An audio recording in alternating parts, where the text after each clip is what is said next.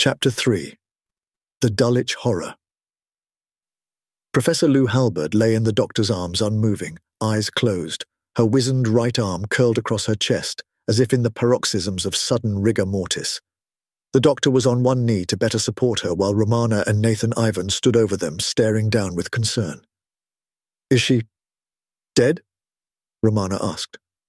The doctor looked up and did his best to smile. "No, she's merely fainted.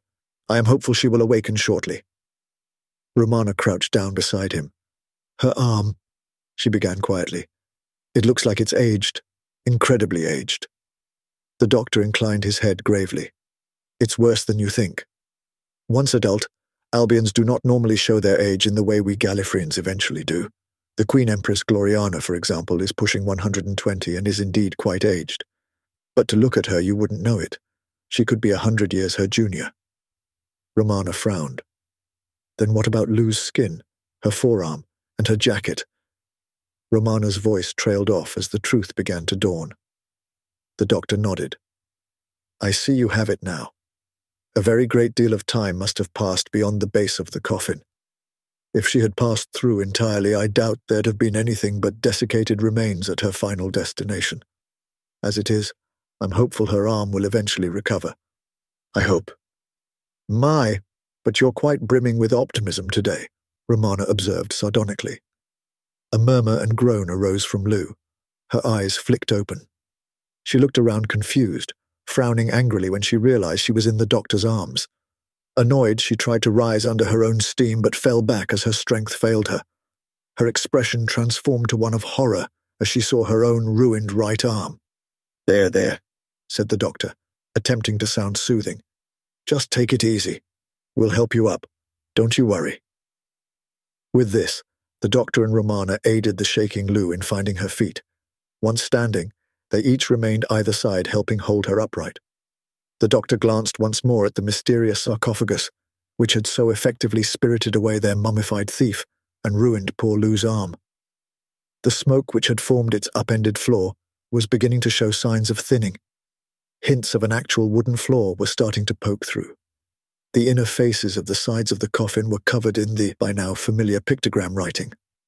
The doctor noticed something odd about those at the head end. "Romana, look," he said softly. Among the strange symbols, a small group stood out. They appeared to be smoking, almost as if branded by a hot iron. "We should make some sort of record of that," Romana suggested. The doctor nodded. "It's at times like these I wish I'd brought a camera, or at least a notebook." Nathan coughed. The two Time Lords had almost forgotten he was there. "Perhaps I could be of service," he proclaimed, opening up his trench coat. Underneath he was fully clothed, much to the doctor and Romana's relief, wearing brown slacks and an off-white creased shirt. He patted a sizable box on a strap, slung around his neck, which until now had remained concealed. "My box, Brownie," he explained with pride. "My camera. Never leave home without it." "Quickly, take a picture of these smouldering symbols," the doctor ordered sharply. Then he frowned as another thought struck him. "Oh, and those around it too, just in case. We'll start back down with Lou.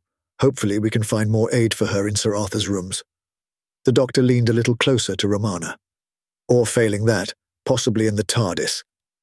Romana nodded her understanding. Nathan flipped open the top of his box.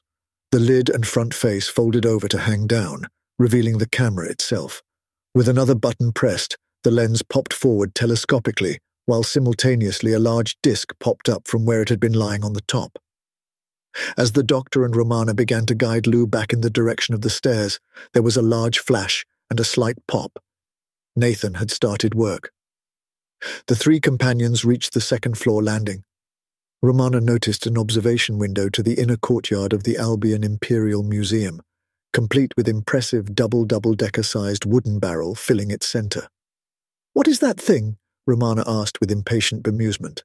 The doctor raised an eyebrow and, in spite of Romana's continued upset towards him, could not quite suppress a mischievous smile. "That, Romana, is a spaceship." Romana almost dropped Lou in her surprise, forcing the doctor to grab on more tightly. The injured professor moaned faintly in discomfort as Romana restabilized her own grip. "A spaceship? That thing? How, Doctor? It's made of wood. Where are the engines? How on Gallifrey would that thing ever work?" The doctor shook his head, chuckling softly. "So many questions. Where to begin? Well, I'll start with its point of origin. That is an ancient Kairoan spacecraft, possibly of the first era of Kairoan colonization of the Upsilon Orionis system." Romana shook her head in disbelief. "Ancient Kairoan? But that would make it thousands of years old. I can see it's an archaic design given all the wood, but how could it possibly be that old and in such a complete and undamaged state?" "That which killed the crew preserved the ship." This came from Lou Halberd. It was the first thing she had said since the incident with the sarcophagus. Her voice sounded tired, weaker than usual, more subdued, but she was clearly conscious, aware of her surroundings and alert. The doctor and Romana glanced at each other. They knew it was a good sign. "These shipwrecks are a rare find," Lou continued as they turned towards the stairs and began, carefully, to descend. "Even within one system, space is vast, while such ships are infinitesimally small. The chances of a modern ship coming anywhere near a wreck like this, captured in some eccentric orbit, are quite literally, astronomically tiny. And yet, against all the odds, that was precisely what happened here about 50 years ago. It's from the middle period of ancient Kairoan's settling of the system, probably at least 5,000 years old. Some part of its air seal must have failed. The crew died. But the vacuum of space preserved their bodies, cargo, and the ship itself, with the attendant lack of decomposition or corrosion." "Fine," said Romana, returning her attention to the doctor. "I appreciate how this thing came to be so old and yet so perfectly preserved. What I don't understand is how the hell they're supposed to get off the ground, let alone be interplanetary." The doctor waggled his eyebrows, and the corners of his mouth twitched as he wrestled with the urge to look smug or pleased with himself. He was not entirely successful. Well, you see, Romana, it's something of a fluke of this system's geology, or chemistry, or physics. Anyway, whatever it is, the ancient Kairoans made a discovery, deep underground. A liquid metal, similar in appearance to mercury, but which had, in addition, the remarkable property of being repulsed by gravity. By mixing it with other compounds, the Kairoans were able to produce a paint with the same properties. They called it cavorite. Romana's face oscillated between amazement and suspicion. "This sounds both remarkable and highly improbable, and yet it also sounds oddly familiar. I'm sure I've heard the name cavorite before." The doctor frowned and shook his head dismissively. "There's nothing mysterious about its etymology. It was discovered in caves. It's a common enough linguistic habit to name something after its place of discovery, and add something to denote the class of material. Caves to cavorite. Quite simple, really. Okay, so this miraculous substance persisted on the planet Cairo because it was trapped in caves. Otherwise it would have flown off into space," Romana stated. "Exactly," the doctor agreed heartily, "in much the same way that helium is only discovered trapped in bubbles within ancient rocks, sealed in from the very formation of any given star system." Romana nodded. "Great. I'm still a little unclear on how one gets from flying paint to space-borne barrels, or indeed how one prevents the paint jumping out of the tin as soon as it's opened, or how you prevent the unopened tin launching itself into space." The doctor raised a familiar finger. By now all attempts to cover his pleasure utterly evaporated. "Yes, of course. You see, there was, by happy chance, another material close by in the caves which was quickly noticed blocked the powers of the cavorite and kept it firmly grounded. They called it plumba, probably from a tendency to make things fall, or plummet." Romana raised a skeptical eyebrow. "Now that really does sound familiar. Would it be what I think it is by any chance?" The doctor could not resist grinning. Maybe? I thought so, Romana replied with an eye roll. They were now standing back in the main entrance hall of the museum. From there they could easily see the ancient Chiron spaceship filling the interior courtyard. They could also see Timmy and Penny Cowley approaching. Lou shrugged off the support of the two Time Lords and took a step forward to stand unaided. Romana slapped the doctor's upper arm with the back of her hand, using moderate force. I still want a full explanation of how that thing flies when time allows, she hissed. Penny and Timmy now joined them in the entrance chamber. As they did so, Lou stuck her hands on her hips, striking a strong pose. The effect was spoiled, however, since she had forgotten the state of her arm.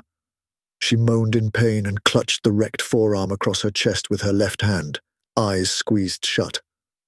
The eyes of the married couple fell open in shock. Eyes wide, Penny stretched out her own right arm, palm facing Lou, fingers sprayed wide.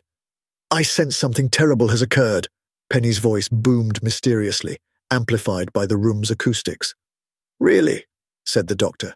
What was your first clue?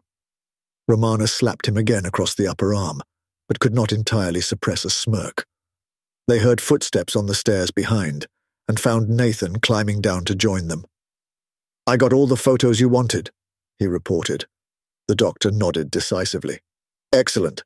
I suggest we all repair to Sir Arthur's rooms, there to treat our wounded, and then determine what on Albia to do next. The entire party were now seated in Sir Arthur's office-cum-study. Romana had made a brief detour to the TARDIS, and recovered an anesthetic and moisturizing salve, which had been applied to Lou's injuries. Well done on that find, the doctor had congratulated Romana. Will it do any good? She had asked. The doctor waggled his head noncommittally. I have no doubt the painkillers will. Whether her arm will ever return to its naturally youthful Albion norm, only time will tell. Now all were seated awaiting Sir Arthur's verdict upon their combined relaying of recent events. Lou's right arm was wrapped in bandages to keep the salve in place and prevent it leaving marks. The binding was unnervingly reminiscent of the very thief who had ultimately caused her injury. Sir Arthur ran a hand back through his hair as he considered his response. Where in the funerary exhibit was the vandalized sarcophagus? It was in the middle of the floor at the far end, the doctor supplied helpfully. I took some pictures, Nathan chipped in. He placed his box brownie on his lap, flipped open the case and pressed another button. With a mechanical whir and a faint whiff of chemicals, 6 pictures about the dimensions of typical postcards fed out of the device. Ooh, the doctor exclaimed. I didn't know it could do that. Nathan's head bobbed proudly. While our space tech might seem a little antiquated to you Xerons, I think you'll find our graphical technology quite advanced. The doctor and Romana exchanged knowing raised eyebrows. An impatient huff now exploded from Lou Halberd. It was Dr. Newgati's recent donation to the museum. You know the one, Arthur. Sir Arthur's eyes widened as if seized by a growing dread. I know the one, he muttered quietly to himself. Dr. Newgati, the doctor piped up. This name seems to hold some significance for you. How so? Sir Arthur was currently seated at a desk, everyone else on wooden chairs around it. There were various objects of interest. A globe of Albia, another globe-like system of wires, a model of the Upsilon or Ionis system, no doubt, and a familiar leather wallet. From this last, Arthur withdrew several sheets of paper and held them out to the doctor, who duly took them. Perhaps you would care to read these? This was said with the weary air of one not keen to hear them. And aloud, if you'd be so kind, Lou chipped in impatiently. They were, as the doctor had expected, letters. He quickly leafed through them to ensure they were in date order. 6th September, he began. Arthur, I hope all finds you well and that the dense air of Londra is agreeing with you after so long spent in hotter, drier climes. So, down to business. Discovered Newgati deep within the tunnel complex today, unaccompanied and behaving in a most disturbing manner. You know I've never taken to him. Can't stand his intense staring silences punctuated by that eerie, serene Amorec drawl. Here the doctor paused. So he is a fellow native of Mr. Ivan's home island. Sir Arthur shook his head. No. He lived and worked there for a long time, picked up the accent, but he is in fact from Hungary. I'll fill you in with more details shortly. But for now, please read on. The doctor complied. And why he insists on that ridiculous dress in these baking conditions I'll never know. High collar, long cuffs, even longer socks. If it weren't for his hands and his face, I'd swear he was trying to hide some skin condition. Then again, his complexion has an oddly flat dullness to it in any event. I'm sorry. I'm rambling. The point is, I discovered him pacing in front of a nondescript section of wall, mumbling to himself in some harsh foreign tongue. I couldn't hear distinctly. It had similarities with ancient or modern Kairoan, but mixed with something entirely alien. When I confronted him, he clammed up, fixed me with one of those damned stares and walked out. I don't know what to do with him, but I swear I'll send him packing if I have to deal with any more of his rum-doings. Your friend, Raymond White, logistics officer. The doctor looked up to regard Sir Arthur with a piercing stare. This Dr. Nugati, a rich donor, I presume. Is that how he inveigled his way into your party? Do you know him well? Sir Arthur nodded, but this gesture dissolved into a remorseful shaking of the head. I've met Nugati a few times, mainly because of the odd conditions attached to his donation. He insisted he be allowed to join this season's Anubis tomb expedition, to make his own assessment of any finds, he claimed. This condition was acceded to on the understanding that museum personnel supervised him at all times and were solely responsible for the safekeeping of all discoveries. Dr. Nugati remained with the team after I returned to Albia. Then I began to receive this disturbing correspondence. It was only just now, when you told me of your experiences with the sarcophagus, that I began to see the horrific connections between everything. Oh, what have I done to my friends? These last words came as a cry as Sir Arthur plunged his head into his hands. The doctor stood up and walked over to the desk. Showing unusual empathy, he placed a hand upon Arthur's shoulder. You take too much upon yourself. You've not perpetrated any crimes or made any actions in bad faith. If anyone has, it may be Nugati, but even then, from what little we know, we cannot say. Sir Arthur looked up into the doctor's eyes and sighed deeply. I know you mean well, but I shall never forgive myself. Please, skip to the last letter. The doctor returned to his seat. 30th September. Arthur, thank whatever gods watch over this dusty and unforgiving place. Nugati is gone, packed up and left this morning. Very moving it was too. Shook each of us by the hand and stared us intently in the eyes. A pleasure I could easily have foregone. Then was trucked back to Abydos.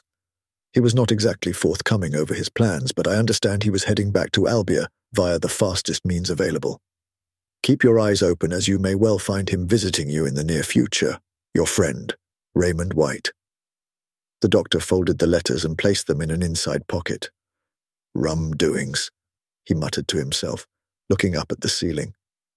Then his eyes snapped down upon the hapless Sir Arthur. And did he? The doctor inquired. Sir Arthur frowned. Did who what? Did Nugati pay you a visit? The doctor clarified. No, I've not seen hide nor hair of our generous, if eccentric, benefactor. He has a home in North Westwood, in the borough of Dulwich, and, as I understand it, quite a considerable private collection of ancient artifacts. In fact, I believe he has at least one of the matching sarcophagi there. The bulk of his antiquities are at his native home near Buda, on Hungaria, where he is better able to store and display them, I suppose. The doctor nodded to himself, smiling. Perhaps it's time we paid the elusive doctor a house call, he declared briskly, rising to his feet. Then he looked a little less certain. Although, how exactly do we get to Dulwich? He asked a little sheepishly. Now it was Sir Arthur's turn to smile, a welcome revelation that he was still capable. He gestured to the globe of Albia, and as he spoke, the doctor and Romana moved to examine it. You see that most of our main landmass, Gran Bretagne, is a vast archipelago, spreading mostly north-south, almost from pole to pole, our all-encompassing Atlan Ocean wrapping from our western extremities to our eastern ones. Londra's geography is no exception, its many boroughs mostly separated by narrow stretches of that same body of water. Dulwich lies to the south of central Londra. I'll telecom for some cabbies to take you to Gloriana Station. From there are regular trains to North Westwood. You will get to see our magnificent oceanic viaducts. We're quite proud of our industrial prowess, he finished, with the hint of a prideful turn to his lips. The doctor and Romana nodded their thanks. Romana turned back to the globe of Albia.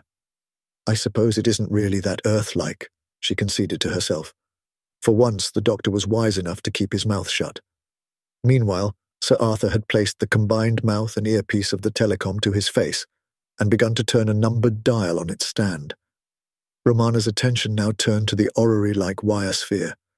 She frowned as she noticed the name plaque underneath. Terra Cognita, she said with a mixture of curiosity and distaste. Well, the doctor began, ever helpful when showing off, I imagine it is some homage to or joke at the expense of Terra Incognita, which means— I know what it means, Romana interrupted, but it is more usually applied to a single planet rather than a whole star system. Romana's irritation subsided a little. But yes, I suppose you're right, in that they repurposed and re-engineered the phrase for this wider context. Known lands indeed, she muttered, shaking her head. Sir Arthur had clearly reached the cabby booking office. In the centre of the numbered dial, a tiny circular screen showed the moving face of a booking agent. Finally, he put down the handset. That's it. You're all set to go. They'll be here by 6 this morning. I suggest you all try to get what rest you can in the few hours remaining. Now I have to phone the police. Again. The doctor and Romana made their excuses and left, returning to the TARDIS. Why exactly are we now part of this expedition? Romana asked the doctor, mild irritation still colouring her tone. It seemed an excellent excuse for free passage to Cairo, the doctor responded cheerfully. Don't you agree? And? She encouraged, eyebrow raised. The doctor's face became serious. And I was very disturbed by what I discovered when I scanned the scarab. K9. The robot dog whirred into view. Master? He chirruped. Ah, there's a good boy. I need you to give a full analysis of this, the doctor said, holding out the sonic screwdriver. Master, a frequency-generating and scanning device nominally for causing gyration in threaded cylinders. The doctor frowned. That is not what I meant. Come here, he ordered querulously. K9 trundled a little closer. The doctor placed the base of the screwdriver against K9's head.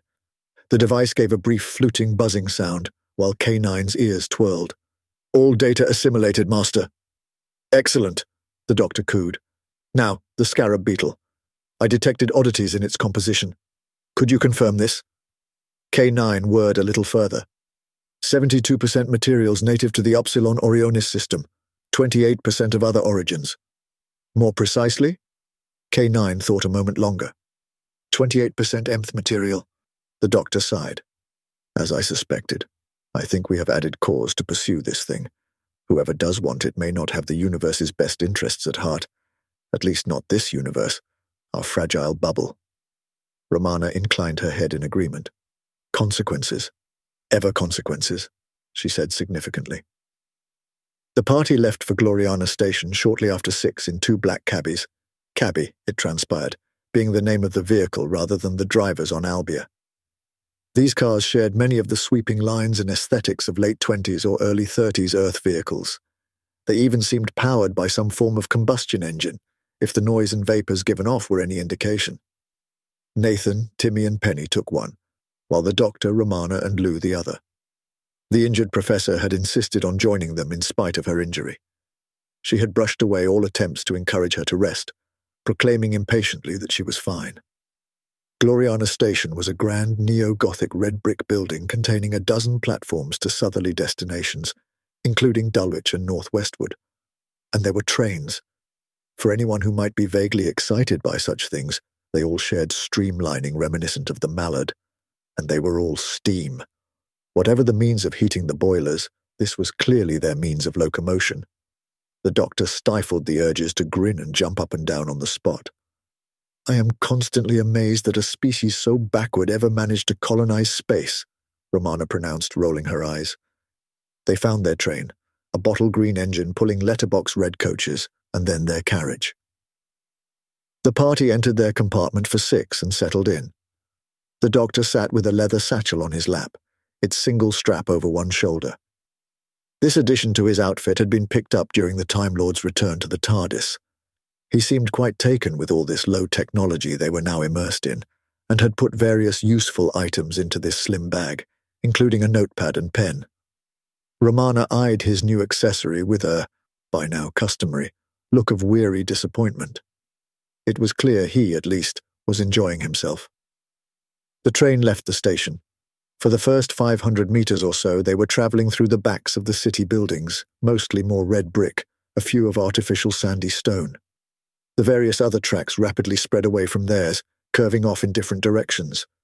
Then they were over the ocean. Admittedly, it was clearly a narrow stretch of sea. Their destination presumably the landmass ahead, separated from Londres by no more distance than, say, the Isle of Wight from Portsmouth. Nevertheless, the iron and brick viaduct they were on, coupled with this wave-topped tract of water, was an undeniably impressive sight. Other islands could be seen to the east and west, connected to mainland by similar tall, many-arched bridges, the various boroughs of South Londres. No doubt they were also interlinked through still more elevated lines. At last their train was once again over dry land, passing between the backs of houses, often overlooking their rear gardens. The train slowed. A platform and station buildings appeared at the window, crawled by, then stopped. They had arrived at North Westwood. Standing on the platform, they watched the beautiful green and red train depart and considered their best course of action. "Right," the doctor said. "I suppose we should find Dr. Newgarty's house, invite ourselves in and have a little chat."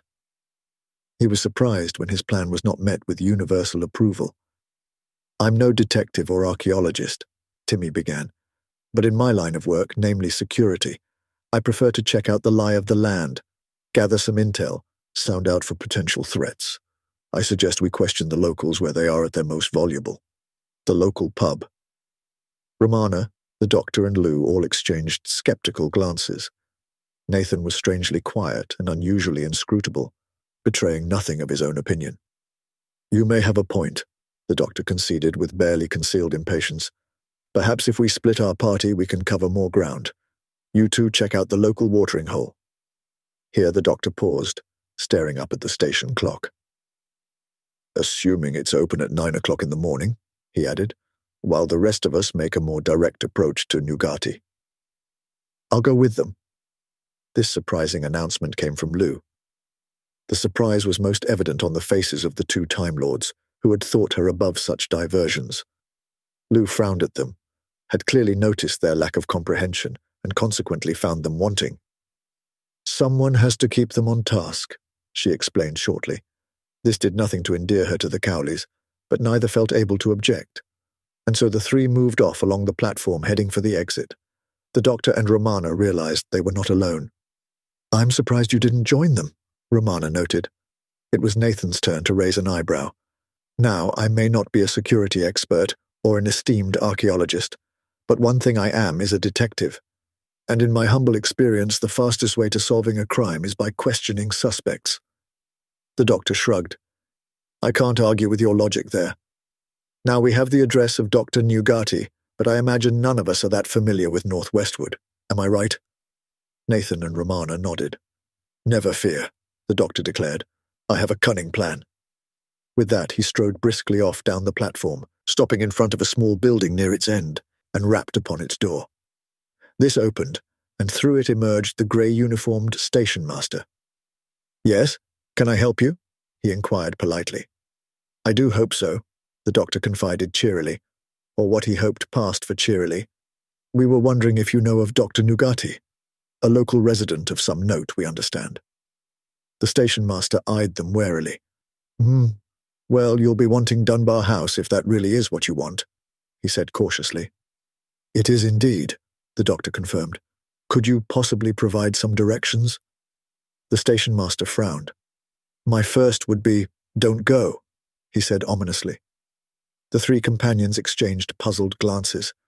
The station master shook his head. "But I suppose there'll be no discouraging some people. Turn right outside the station, then right again onto the High Street. That will take you past the front of North Westwood Cemetery. Dunbar House's grounds share a boundary wall with the cemetery. If you keep going, you'll reach the end of the graveyard's west wall and find Dunbar House's drive on your left. But I wouldn't go to either if I were you." Romana cocked her head. "Why are you so wary of this place? Is it some sort of superstition over the dead?" The station master shuffled uncomfortably and looked a little defensive. "I'd hate you to think we're simpletons out here, madam, but people have been talking about the strange doctor and his nocturnal wanderings. Seen him once or twice myself, and his stare scares the willies out of me. And the cemetery's been locked up this past month. Some nonsense about wild dogs wandering around menacing people, digging at the graves and the like. The place has high walls and iron fencing, so you'd think it's secure enough. Yet one of the places people say they've seen Dr. Neugati wandering around is inside. "Thank you for your help and advice," the doctor said. All three companions exchanged dubious glances. Together they left the station and followed the directions to the front of North Westwood's burial ground.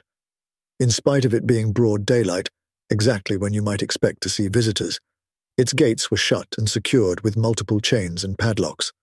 This side of the cemetery was bounded by a brick wall at least 12 feet high. The doctor, Romana and Nathan followed this south along the main road until it ended, turning east away from them. Barely 6 feet beyond this, a gravel drive led in that same direction. Stuck in the soil near where they stood was a modest sign reading, "Dunbar House." Timmy, Penny and Lou had arrived outside the Horns Tavern. There was one old man sitting on a bench with a pint, walking stick clasped between his knees. The pub was open. Timmy and Lou strode boldly in, followed more serenely by Penny. Inside the pub, there were only a couple of small groups seated at scattered tables, and no one currently at the bar save the barman. Quiet though it already was, a total hush fell upon the place with the entry of the museum trio. Timmy looked round at the wary eyes cast in their direction and decided to take charge. "Drinks for everyone!" he called out cheerfully. In response, the barman folded his arms across his chest, frowning at him. "I don't know what you take us for, but I can tell you one thing we're not. Hired help. This is my pub. I'm the landlord. And I don't take kindly to showy fellows from the city throwing their money around thinking they own the place. You're all barred." Timmy spluttered a few times, but they could all see the owner was utterly intransigent. Crestfallen, they trudged back out onto the pavement. "Well, that went well," Lou said scornfully.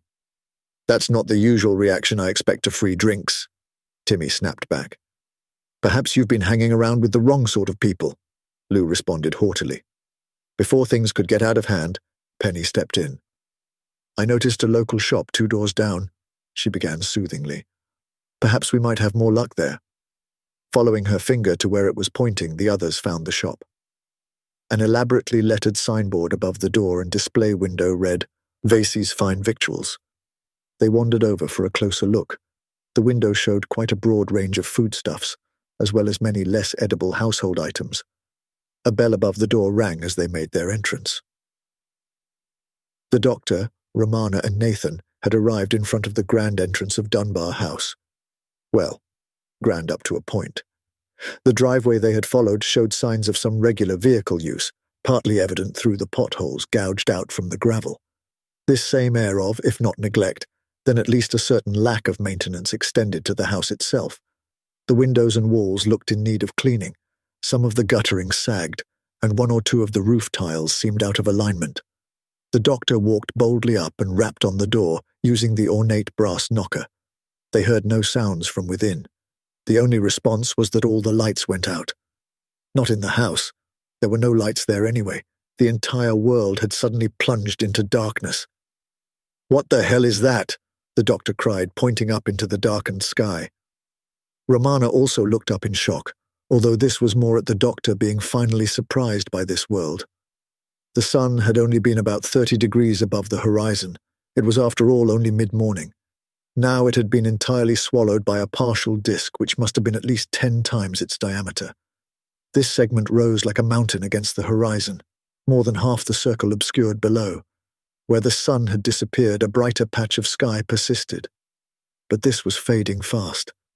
Nathan frowned at the Time Lords. It's just the eclipse. Surely you guys know about that. Happens same time every year. Walas, our moon, is quite close and on a polar orbit. Once a year it crosses the horizon just in time to catch the sun. Then the day turns, and light returns.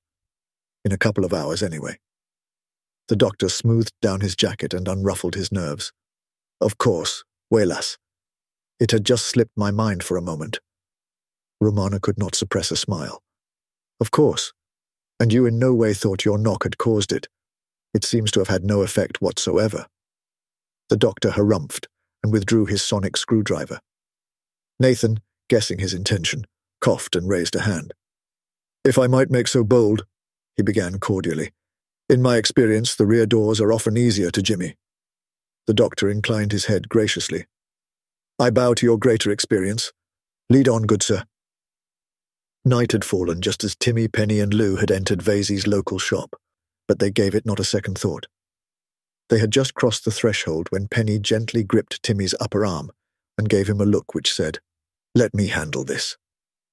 Timmy silently nodded his assent. Lou also understood the mute exchange, and for now decided to play along. An old couple stood behind the shop counter. While there was little in their skin or faces to give away their age, their clothes and posture betrayed the generational gap. "Good morning, Mr. and Mrs. Vasey, I presume?" Penny said politely. "Yes, right you are," said Mrs. Vasey. "Can we be of assistance?" "Oh, I do hope so," Penny gushed gratefully. "You see, I am a psychic. Strange sensations drew me here to Northwestward. Perhaps it was the cemetery. Tell me, have you noticed any strange or otherworldly goings-on hereabouts?" Mr. and Mrs. Vasey exchanged apprehensive glances, but then clearly decided they liked the look of Penny Cowley. "Well now," Mr. Vasey began, "I'm not sure everything odd round here could be called otherworldly. But even that's not as damned odd if you ask me." "Language, George," Mrs. Vasey chipped in, appalled. "Sorry, love, but you know it's true. Just seeing that Dr. Nugati cruising around in his big black car, staring out at everyone, it's enough to give anyone the creeps. I saw him doing just that late last night. Looked like he was heading towards the Dulwich-Croydon Bridge as best I could tell. Anyway, creepy as hell." "George," Mrs. Vasey butted in again. "Sorry, love, but you know it's true. Tell him about the animals." Doubt appeared to edge back into Mrs. Vasey's eyes. "I'm not sure we should be telling you anything. We don't know you. You're not local people. For all we know, you might be the ones causing the trouble." At this, Penny held up her hands, making soothing noises. This proved effective. "We've recently lost a lot of livestock from the yard. Not all at once, mind, but in ones and twos over several weeks. There's no rhyme or reason to these thefts. A calf here, a lamb there, a duck and a chicken, a pig and a goat. And then the children, those cruel and nasty children. They play at night and have no respect for their elders, spreading rumors, nasty, vicious rumors.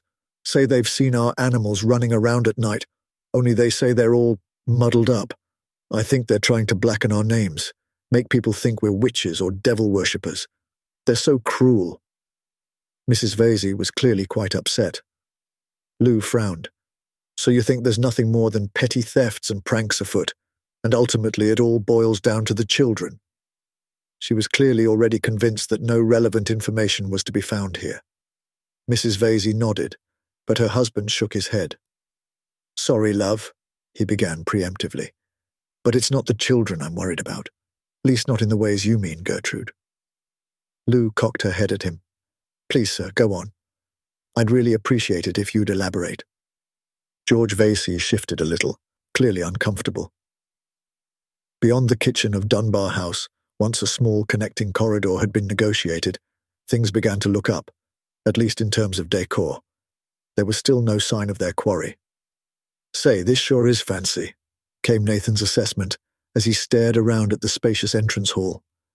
From where they stood, they could now see the other side of the front door opposite them, although both this and the windows to either side lay behind heavy floor-length curtains, covered in oddly disturbing paisley patterns. To their left, a grand wooden staircase led up to the first-floor landing, and from there to the floors above. This was easily seen since the entrance hall itself stretched up to the canted ceiling formed by the roof. Perhaps the most impressive features of this room were the various display cases scattered around the walls, crammed with various museum-worthy artifacts and antiquities of obscure origins. Something in one of these had caught Nathan's eye as he wandered over to get a closer look. The doctor coughed. "Perhaps we should split up and search more efficiently. I somehow doubt the scarab or Dr. Nugati will be on display in any of these, but by all means start here if you wish." Nathan frowned at this slight rebuke, then shrugged it off. 20 minutes later, the doctor and Nathan were running through the house from different locations, heading towards the sound of Romana's yell. They ran into each other when they reached the entrance hall. Then, with a nod, both agreed on the most likely doorway to choose. Upon opening the door, the sight before them was remarkably anticlimactic. Romana stood at the angled turn of the corridor she was in, next to a discreet alcove, gesturing to it with a sweep of her hand in inexplicable pride. As the doctor and Nathan approached, a small, partially concealed door was revealed, which had clearly been opened by Romana. "I found the cellar," Romana said with pride. The doctor nodded approvingly. "Well done. I have found things of great significance in cellars in the recent past," he said archly. "I'll take your word for it," Romana responded neutrally, to which the doctor looked oddly awkward. He then brushed this aside by taking the lead through the door and down the narrow spiraling stairs. Using the dim light from his sonic screwdriver, the doctor found a light switch. He flicked it, and a sizable but low-ceilinged cellar was revealed. The trio took a few steps inside to better see the oddly disturbing array of objects before them. The walls were lined with shelving, much of which was stacked with brown glass bottles, similar to 20th century Earth medical or chemical bottles. There were also several larger clear jars containing an upsetting variety of organs and other body parts. Whether they were animal, Albion, or a mixture of both was impossible to tell. This uncertainty did nothing to ease the tension. In the center of the floor nearby stood a rather antiquated-looking wooden operating table, heavily stained. Some might be dried blood, but several seemed to be of wrong colors. To the side of this macabre workbench was a lectern-like writing stand, also of aged wood, upon which a few scraps of paper and a small notebook had been abandoned.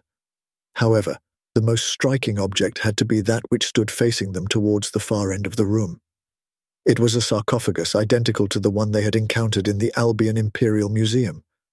Like the aforementioned troublesome tomb, it too stood balanced upon one end with its lid removed. The lid was leaning against a nearby set of shelves by the wall. The floor of the sarcophagus looked utterly unremarkable, wooden, and with no signs of ethereal oily smoke. There was, though, a substantial pile of beige dust or powder in front of it, a peculiar concentration in an otherwise dust-free if grimy cellar. Nathan and the doctor both wandered to the ancient wooden coffin, while Romana stepped lithely over to the standing desk. The doctor peered at the inside surface of the casket, paying particular attention to the head end. He noticed some of the writing there looked blackened and scorched. He removed one of the photos from his shoulder bag to confirm this. Upon closer inspection, it appeared that some additional pictograms were scorched in this sarcophagus compared to that in the museum.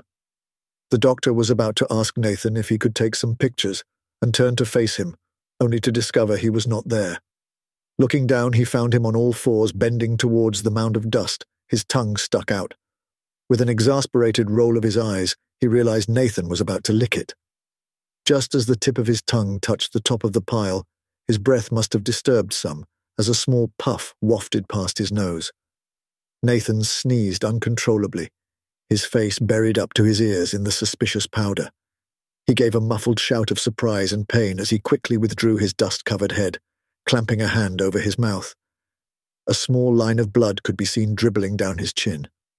"Something cut my tongue," Nathan declared indignantly, muffled by both hand and injury. The doctor crouched down next to Nathan and the remaining pile of dust. It now contained a fairly recognizable cast of the private investigator's face. The doctor reached carefully into the depression left by Nathan's mouth. He gingerly grasped something and withdrew it. "The glass shard from the museum," Romana cried from where she was standing. "The one I threw in after that mummy guy," Nathan added excitedly, then winced with renewed pain. "Exactly. And I think we can be fairly confident we've caught our thief, or what's left of him," the doctor said, waving to the desiccated pile. "Accelerated time," Romana noted grimly. "What do you mean?" Nathan mumbled. "It would take 1,000 years or more for something like that to happen to a preserved corpse." The doctor inclined his head. "Indeed it would. Remember Lou's arm. Imagine what might have happened to it, to all of her, in fact, if she had successfully passed through. I imagine we would have a much larger pile. Trust me, Nathan. We've seen something tampering with the dimensions of our universe in a similar fashion before. I fear things are becoming more dangerous than you could possibly imagine." Romana coughed. "Well, if you finished playing sandcastles over there, I've made one or two fascinating discoveries of my own. Firstly, at a cursory glance, we might find some useful clues as to where certain artifacts and individuals may be found here, she said, holding up the slips of paper and the notebook, before stuffing them into the pockets of her leather jacket. However, she continued, walking over to one of the racks of shelves, this might actually reveal the whereabouts of Nugati himself. With this, she grabbed the sides of the shelf, pulling it forward and pivoting around by 90 degrees. There, embedded in the wall, stood a rough wooden door. It was secured from the cellar side by a heavy iron bolt and hasp, but showed no other locks or handles. Nathan stood up, and he and the doctor joined Romana. It seems a little unlikely that the good doctor would have entered there, closed the door, then bolted it from this side, the doctor observed. Romana shrugged a tiny concession, acknowledging the problem. Perhaps he had a servant close it behind him. In any event, do you have a better suggestion as to where to look? The doctor waggled his head non-committally, then he threw back the bolt. Finally, George Vasey plucked up the courage to continue. Last week, some boys up to mischief in the small hours, next to the cemetery fence, claimed to see old James Newell run up to the fence from inside. He was wild and raving, and what's worse, had only been buried 3 days before. Goes without saying the boys ran, but one of them, little Bobby Perkins, thought he saw other figures moving inside the graveyard, swears he saw a flash of moonlight on Dr. Nugati's glasses. Here Mr. Vasey paused, frowning, as his own doubts began to take hold. Others say the boy has too much imagination, that there's no way he could know who they were in the dark, assuming he saw anything at all. In the morning the cemetery was searched and nothing and no one was found. Old Newell's grave was still heaped with fresh earth, just like it had been 3 days earlier. Mixed up animals and dead men walking sounds like nonsense, I know. But there's something rum going on in Dulwich, make no mistake. Lou, Timmy and Penny each exchanged glances of increasing concern and trepidation. The doctor, Romana and Nathan stood in the very heart of North Westwood Cemetery. Upon opening the door in the cellar, they had discovered an unlit brick-lined tunnel leading to a set of stone steps some 50 yards distant. At the top of these stairs, they knew instantly they were inside a tomb of neoclassical design. Its glazed iron door fortunately unlocked. Outside there were many similar cubic tombs, with high-pitched roofs, all in stone and slate, augmented with pillars and sculptures. The three looked around them at the impressive if gloomy scenery, pondering their next move. "No sign of Nugati," Nathan observed. Romana frowned, but found herself unable to disagree. The doctor looked up into the starry, eclipse-born sky, then at the paths, trees, and graves around them. He gave a nod of satisfaction. "Unless I'm very much mistaken," the doctor began. "Perish the thought," Romana interjected. The doctor frowned, then ploughed on. "Then we are facing due north. Behind us should be the wall bordering Dunbar House. If I am right, and we follow the path ahead, taking the first major path left, we should be heading towards the main gates." "I don't doubt your sense of direction," Romana began, almost without sarcasm.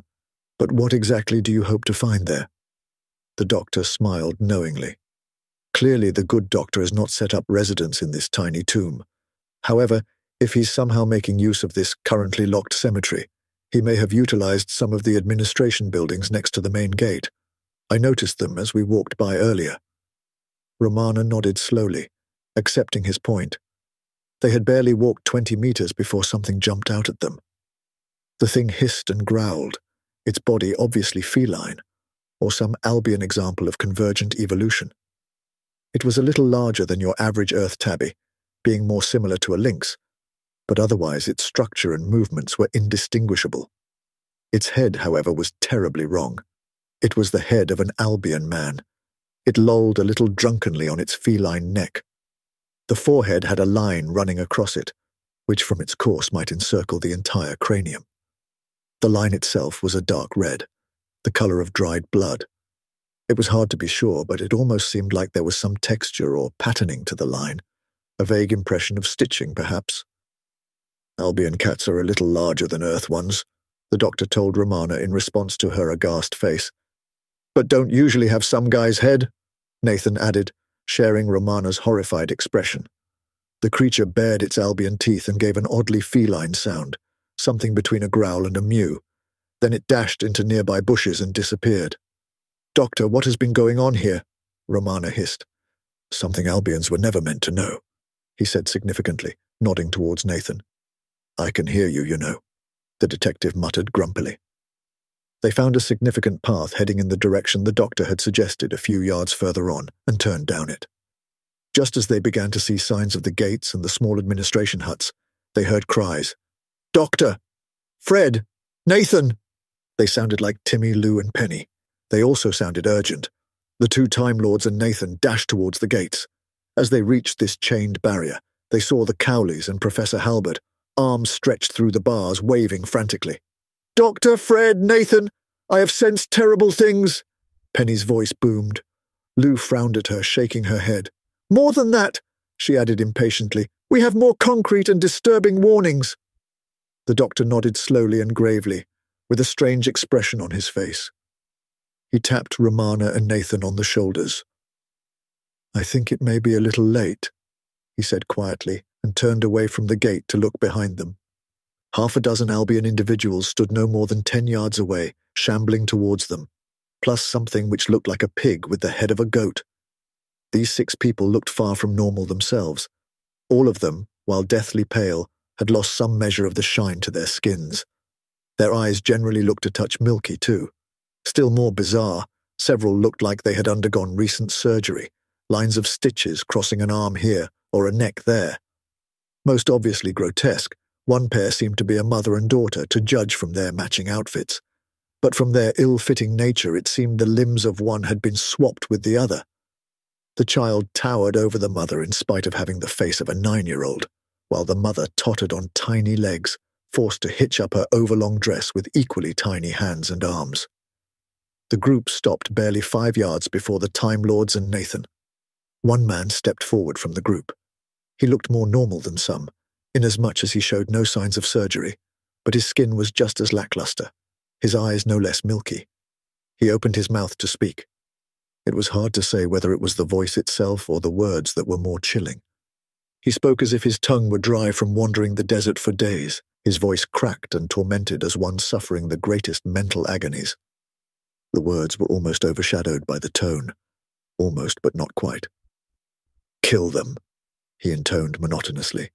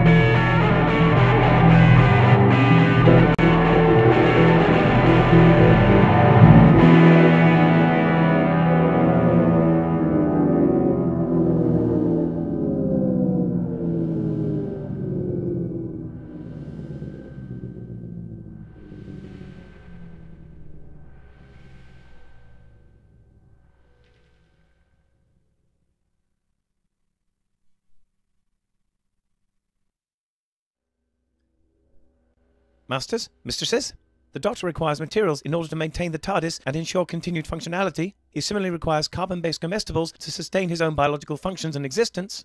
Master would never say this, but he requires aid beyond that supplied by this unit in order to acquire these. To aid the Doctor in his various tasks and creations, this can be most effectively achieved via Patreon or Substack subscriptions, or through donations directly to PayPal. Or if you desire physical goods in return for your contributions, written accounts of my travels with the Doctor are also available on Amazon. Links are in the description below. Thank you, Masters, mistresses.